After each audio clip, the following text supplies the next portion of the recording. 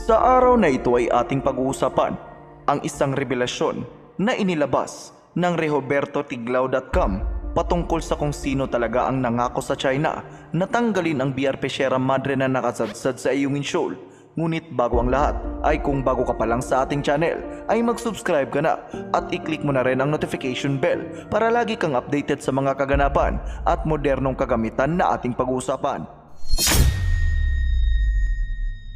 Kumakalat ngayon sa social media ang mga balita patungkol umano sa pagtatraidor ni dating Pangulong Duterte sa Pilipinas nang makipagsundo ito sa China sa isang status quo sa Ayungin Shoal. Ibig sabihin ay walang gagawing improvement ang Pinas sa BRP Sierra Madre at wala ring gagawing mga bagong enhancement ang bansang China sa parehong lugar.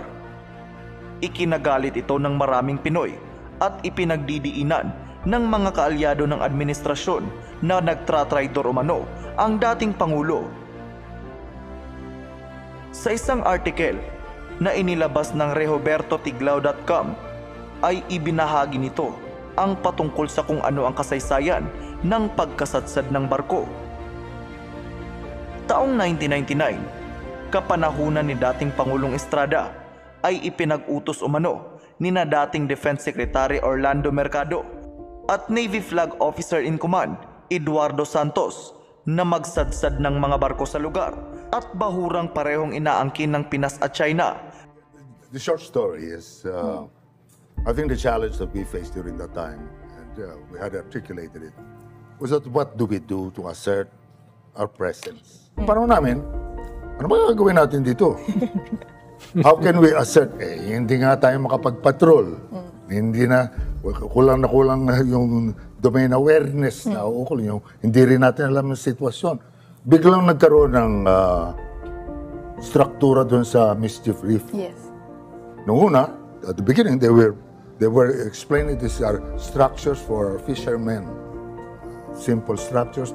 When there is inclement weather, they will go and seek refuge there. But the structure grew, and it became obvious that it had military significance. You don't have to be a military expert like Admiral Long to be able to deduce that. But the point there was we have to have presence. So sabi ko, pag-isip nga kayo ng paraan ka, there might be a way. It was the Navy that came up with the idea. And when they told me, LSTs, sabi ko, ano yan? Landing ship tanks? Di ba, ano yan? Panahon pa sa Normandy yan? Sabi ko, hindi masabi talaga. Marami mga assets natin, they still work. And so the thing there was, isasadsad yan. And it will be maintained because that's going to be our outpost. Because may outpost na rin sa Mischief Reef, tatapatan. So tatapatan natin yung mga areas. Sabi ko, kayo na bahala mag-decide. Kayong eksperto dyan with your consideration of military, potential military confrontation. So gawin nyo. Ang excuse ko pa noon, aksidente. Pero kami mga politiko, we can speak with our mouth, singular mouth on both sides. Kayang-kaya namin gawin yun.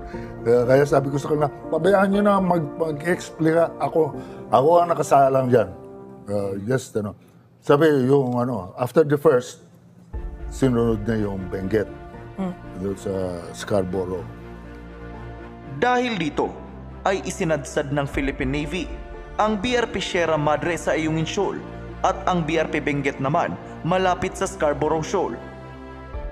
Ang planong ito umano ng Department of National Defense at Philippine Navy ay hindi alam ni dating Pangulong Estrada. Ipinalabas naman ng Philippine Navy na aksidente ang nangyaring pagkakasadsad ng dalawang barko kahit na ang plano umano ay gawin itong permanent bases. Hindi naman bumenta sa China ang naging rason ng Navy at agad itong nagprotesta kay dating Foreign Affairs Secretary Domingo Siazon. Sa mga panahong iyon din ay bibisita sana sa bansa ang Chinese Premier na si Zhu Rongji upang makipagpulong sa mga top officials ng ASEAN. Subalit dahil sa pagkakasadsad ng Philippine Navy Sa dalawa nitong barko sa disputed waters ay nagbanta ang China na hindi na itutuloy ni Rongji ang kanyang pagbisita sa Pilipinas.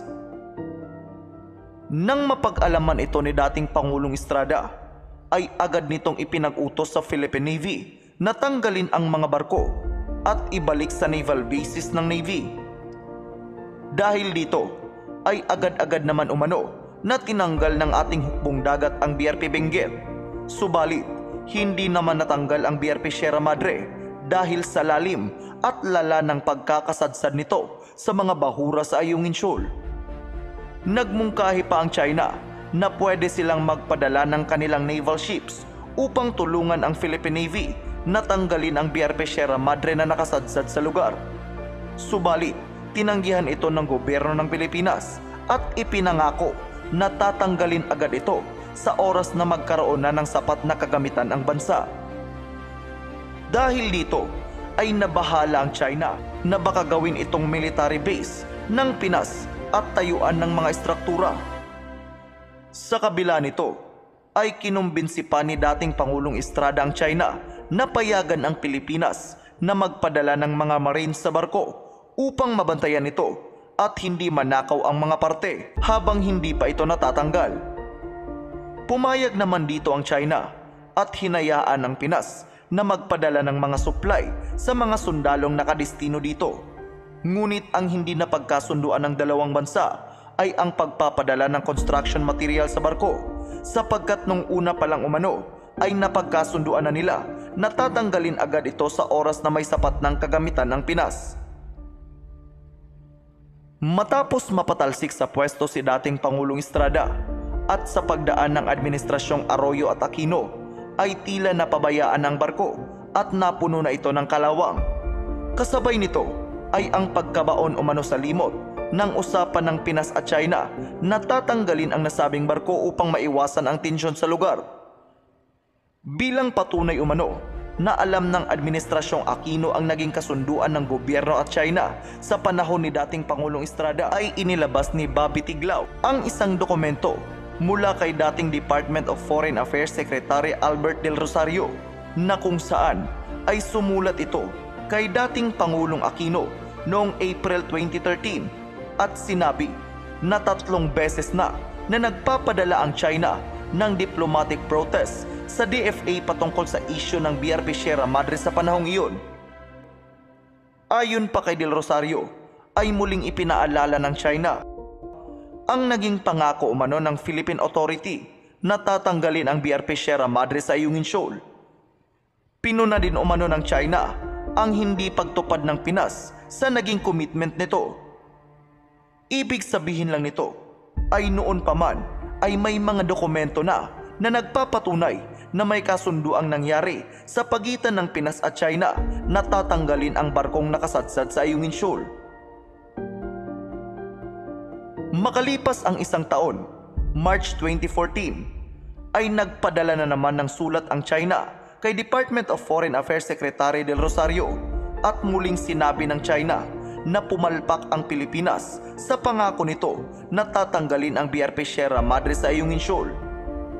Ang naging pahayag na ito ng China ay hindi naman umano pinasinungalingan ng Pinas. Ibig sabihin ay posibleng may katotohanan talaga na nagbitaw nga ng pangako ang Pinas na tatanggalin ang nasabing barko.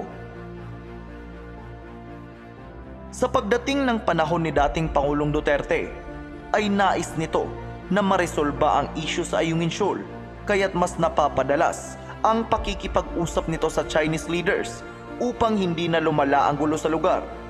Upang mapahupa ng kahit na kaunti ang tensyon sa disputed area, ay nagkaroon umano ng verbal agreement si Pangulong Duterte at Chinese President Xi Jinping na status quo o wala munang gagalawin sa Ayungin Shoal upang maiwasan ang gulo. Sa kabila ng usapang ito ay inamin naman ni Attorney Harry Roque na sa mga panahon ni Pangulong Duterte ay palihim na nagpapadala ng construction supply ang Pinas sa BRP Sierra Madre upang hindi bumagsak ang barko at upang maisaayos ang mga sira nito. Sa pag-upo ni Pangulong Marcos ay dito na lumala ang gulo sa lugar nang harap-harapan ng nagpapadala ang gobyerno ng Pinas ng mga construction supply sa BRP Sierra Madre. Dito ay mas umalma na ang China at mas napapadalas na ang pagbobomba ng tubig at pagharang ng China sa mga barko ng Pilipinas na papuntang Ayungin Shoal. Muli ding ibinuklat ng China ang naging pangako ng Pinas noon pang 1999 na tatanggalin ang BRP Sierra Madre, subalit itinanggi na ito ng Administrasyong Marcos. Inamin na rin ng China ang naging usapan ni Pangulong Duterte at Chinese President Xi Jinping na status quo. Dahil dito ay napunta na ang sisi kay Pangulong Duterte na kung iisipin ay noon pa man ay nagbitaw na ng pangako ang Pinas patungkol dito at ang status quo ni Pangulong Duterte ay para lamang maiwasan ang gulo at mahanapan pa ng solusyon ang sigalot sa teritoryo sa pamamagitan ng diplomasya. The South China Sea, a strategic challenge that cannot be solved by force. We all want to benefit from the bounties of the vital maritime domain. We agree that peace and stability are a precondition for this to happen. And we all pledge adherence to the rule of law, including the 1982 United Nations Conventions on the Law of the Sea. Let us then walk our talk and move forward, acta non verba, which means deeds, not words. Let us exercise utmost restraint and avoid escalation of tension. And most importantly, let us earnestly work towards the peaceful resolution of disputes in accordance with international law. Sa ngayon ay kay Pangulong Duterte na napupunta ang lahat ng sisi kung bakit nagiging agresibo na ang China. Ikaw, ano ang masasabi mo sa video natin ngayon? I-comment lamang ang iyong sagot sa comment section. At dito na po magtatapos ang ating video. Maraming salamat sa panonood at mag-ingat po kayo.